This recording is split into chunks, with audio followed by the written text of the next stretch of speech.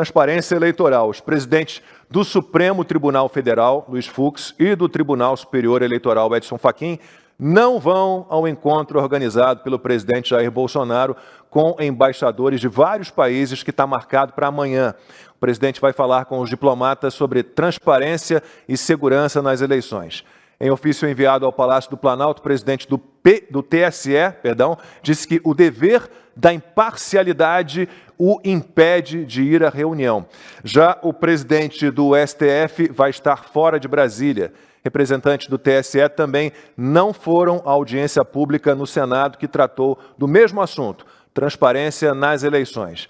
Nessa audiência na Comissão de Fiscalização e Controle do Senado, o ministro da Defesa, Paulo Sérgio Oliveira, falou da intenção das Forças Armadas de colaborar com o Tribunal Superior Eleitoral nas eleições deste ano. Ele destacou que a atuação dos militares não é partidária. Sem viés político, baseado em estudo de situações que possam interferir tanto na execução quanto no resultado do pleito, por exemplo. Atuamos com atenção aos princípios da legalidade, da impessoalidade e da eficiência e buscamos oferecer às autoridades que conduzirão o processo todas as informações e subsídios que possam ser úteis para a condução das eleições. E o deputado federal Paulo Eduardo Martins, do PL do Paraná, criticou a ausência de integrantes do TSE nesses encontros. Os ministros têm agenda para fazer live com o Felipe Neto. Os ministros têm agenda para fazer live com o deputado do PCdoB e do PT, onde concluiu-se que era preciso fazer algo para barrar a ascensão da extrema-direita. Está lá na live.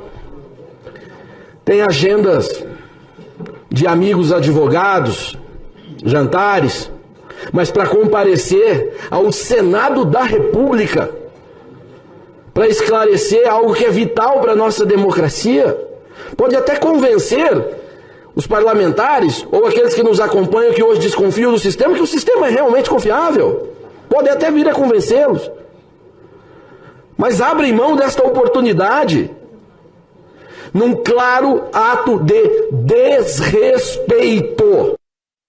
Ô Costa, admiro muito o deputado, mas ele esqueceu, eu vou incluir aqui, o Barroso participou de um evento cujo tema era como derrubar o presidente da República, mais ou menos isso. É escandaloso, né? Escandaloso. A fala inteira do deputado Paulo Eduardo Martins, que sem dúvida é um nome de destaque, que merece todo o reconhecimento pelo trabalho que tem feito em prol do país ali, e que vai sair candidato ao Senado agora pelo Paraná, disputando, portanto, com pessoas como Sérgio Moro, né? O Paulo Eduardo Martins fez uma fala de 10 minutos, mais ou menos. Esse ponto que a gente trouxe aqui é muito importante, mas teve muitas outras coisas importantes. Ele falou, por exemplo, lembrou, né, que a Constituição, a Suprema Corte alemã, com base na sua Constituição, rechaça um modelo como o nosso eleitoral, porque precisa da aferição pública, da materialização do voto, coisas que, aliás, estão até na nossa Constituição também, mas aí já não vale de muita coisa, porque faz tempo que ela vem sendo rasgada pelo próprio STF, que deveria ser o seu guardião. Então, o que o deputado chama atenção aí, Lacombe, é exatamente o descaso, o desprezo que esses ministros demonstram em relação ao Senado Federal, a Casa do Povo, a Câmara mesmo. O senador Girão, que conseguiu esse convite, né, para organizar esse evento e tudo, sobre a transparência das urnas, o senador Girão tem feito um trabalho impressionante em relação a isso e, de novo, é ignorado, é desprezado, é tratado com desdém por esses que vão administrar o nosso processo eleitoral. Ele é muito centralizado no TSE, ele é opaco, né? Por isso muita gente desconfia, algo como 1/3, segundo algumas pesquisas, o que por si só já deveria ser um fator de muita humildade e preocupação desses responsáveis pela organização do processo, para que esclarecessem dúvidas, mostrassem à população que é confiável, de uma maneira séria, objetiva, e não contratando uma atriz global petista que faz na sua festa de aniversário como tema o Lula, que foi o caso da menina lá da Globo, da Camila Pitanga, que eles contrataram para falar que as urnas são maravilhosas. Então, todas as atitudes, toda essa postura do TSE só alimenta a suspeita. Eu já conversei com algumas pessoas que falavam assim, cara, há um ano atrás ou dois, eu não sei se eu confiava muito ou não, mas eu, sem dúvida, hoje estou mais desconfiado. Claro, você está vendo a militância, nós mostramos aí o ministro da Defesa falando de viés político. As Forças Armadas não têm viés político. É que nem a bandeira do Brasil. Agora, se é que nem uma certa juíza que acha que a bandeira do Brasil está associada a um lado hoje, problema do outro lado, que cospe nas Forças Armadas, que despreza as Forças Armadas e que tentou sucateá-la quando esteve no poder. As Forças Armadas estão do lado do Brasil e estão oferecendo sugestões e críticas, até porque foram convidadas para o tal comitê de transparência criado pelo TSE. Agora, não gostaram muito, né, das sugestões, depois alfinetaram na figura do Fachin, a eleição são forças desarmadas. As Forças Armadas não têm viés político. O TSE tem. Já deu todos os sinais de que vai perseguir bolsonaristas, de que está associado à esquerda e à extrema esquerda para combater a extrema direita, entre aspas. Né? Então, é um negócio muito escancarado que nós estamos vendo aqui. É um negócio muito sério. Então, de novo, né? Eu deixo para a Ana Paula ler uma vez mais o inquérito da Polícia Federal acerca das nossas urnas. Não são auditáveis. Houve ingerência do próprio Supremo para barrar a PEC, que ia mudar as regras do jogo, até porque já teve projeto de lei do Bolsonaro que foi aprovado, mas depois foi considerado inconstitucional por pessoas que acham que constitucional é rasgar o artigo 52 e a ex-presidente Dilma sofrer impeachment, mas poder disputar Senado. Quer dizer, o negócio está tão avacalhado, é tão surreal, que você dá licença. Enquanto a gente tiver liberdade, graças ao 4x4 aqui, a gente tem, por exemplo, né, a gente vai sim falar o que tem que ser dito aqui. Né? Não dá para confiar nessa turma, não dá para confiar nesse modelo, nesse sistema e nessa falta de transparência que esse processo todo eleitoral tem nas mãos desse TSE. Então, desconfiar é questão de sobrevivência da própria democracia. Está de parabéns o senador Girão, está de parabéns o deputado Paulo Eduardo Martins, e que vergonha desses ministros que fazem live sobre maconha, com imitador de foca, que vão para Portugal, que vão depois para evento nos Estados Unidos, em Nova York, falar do novo governo. Era a chamada que tinha, mas não tem novo governo ainda. E se for reeleição deste governo? Né? Então, é um jogo muito, muito sujo que essa turma vem jogando e nós estamos aqui para apontar o dedo para eles. Era isso que eu estava tentando lembrar. O título dessa conferência foi nos Estados Unidos, né? O Brasil com um novo governo. Aí mudaram para Brasil pós-eleição, depois das reclamações. E o debate é sempre saudável, né? É do debate que saem as melhores respostas, com certeza. E, Ana, já que a gente não teve a aprovação da PEC, né, do voto impresso auditável, por interferência dos juízes do STF/TSE, né, é saudável e é importante que a gente consiga debater com o que a gente tem hoje, com esse sistema que a gente tem hoje, de que forma isso ficará mais seguro e mais transparente. É óbvio que isso deve ser incentivado, né? Mas, infelizmente, nossos juízes não pensam assim. Quem dera se pudéssemos chamá-los de juízes, né, Lacombe? Porque não são juízes. Então, alguma coisa precisa ser feita também de maneira nas nossas casas legislativas para que isso seja colocado na nossa Constituição. Só juízes podem sentar nas cadeiras da Suprema Corte, como aqui nos Estados Unidos. Tanto é que os juízes aqui que estão aí na lista de possíveis indicados à Suprema Corte, quando eles passam pela sabatina do Senado, o que é mais discutido na sabatina do Senado? Exatamente as decisões desses juízes em cortes inferiores, em tribunais inferiores. Porque a senhora, no caso tal versus tal, decidiu dessa maneira, porque o senhor, no caso tal versus tal, não aplicou tal lei. E, no entanto, no Brasil, acho que temos um só. Quem é o nosso único juiz ali do STF? É o Fux, é isso? Se não me engano, é o Fux.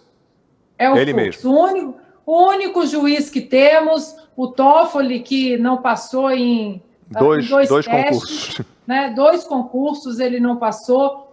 e, no entanto, eles querem ser tratados como juízes. Olha, juízes decentes, eles fazem o quê? Eles abrem a Constituição e eles aplicam a Constituição e a Constituição apenas. Nós temos uma corte ativista, militante e o pior, porque militância e ativismo, mesmo com raras exceções, acontece. Aqui nos Estados Unidos, o mundo conheceu o Roe versus Wade de 1974, que foi uma composição ativista da Suprema Corte Americana, mas foi uma exceção, não é a regra. No Brasil, essa composição do STF deixou o tribunal ativista, militante e político, que hoje faz campanha abertamente contra um presidente democraticamente eleito com 57 milhões de votos. Sobre os nossos, eu não vou falar juízes porque não são, os nossos ministros, acho que o Constantino foi muito conciso em tudo que era preciso ser dito sobre eles. A reflexão que eu quero trazer mais uma vez aqui, e é importante nós repetirmos sempre isso, o que acontece numa democracia, num país, numa república que pensa a longo prazo? O eleito desse ano nomeia mais 2 ministros para o STF em 2023. O Brasil não vai aguentar mais 2 ministros da estirpe de Fux, de Fachin, Alexandre de Moraes, Barroso, não vai aguentar. 2016, eleição nos Estados Unidos. 2 candidatos que ninguém gostava muito, Donald Trump e Hillary Clinton. Por que Donald Trump conseguiu vencer? Eu acho, olhando todas as estatísticas hoje, 5, 6 anos depois, que muitos cristãos votaram em Donald Trump por um motivo, aquele eleitor de a single issue voter, que tem um motivo apenas para votar. As indicações do presidente que sairia de 2016 para a Suprema Corte nos Estados Unidos. Donald Trump acabou indicando 3 e olha só o que aconteceu. Agora, o caso mais famoso de ativismo na Suprema Corte Americana, ele foi revertido de maneira correta, respeitando a Constituição e respeitando o federalismo americano. Por isso que a eleição, assim como 2016, essa nossa, eu vou roubar o slogan dos americanos, não é uma eleição de 4 anos, é uma eleição para 40 anos. E o pessoal no chat está lembrando aqui, Nunes Marques também era juiz, ele era juiz da área do trabalho, né? Um juiz trabalhista, se não me engano era um juiz trabalhista. E consta, ninguém precisa fazer um grande esforço de memória para lembrar que até a derrubada da PEC do voto impresso auditável, para o Barroso, o nosso sistema eleitoral era perfeito, super seguro, não havia problema algum. A partir da derrubada da PEC, aí ele começou, não, vamos fazer isso para melhorar o que já era perfeito. Foi mais ou menos por aí. Não, sem dúvida, tem até aquela brincadeira, né? Porque o Fachin, quando o presidente Bolsonaro estava em visita diplomática na Rússia, o Fachin, ao lado de Barroso e de Alexandre de Moraes, insinuou que hackers russos poderiam atrapalhar e prejudicar a nossa eleição.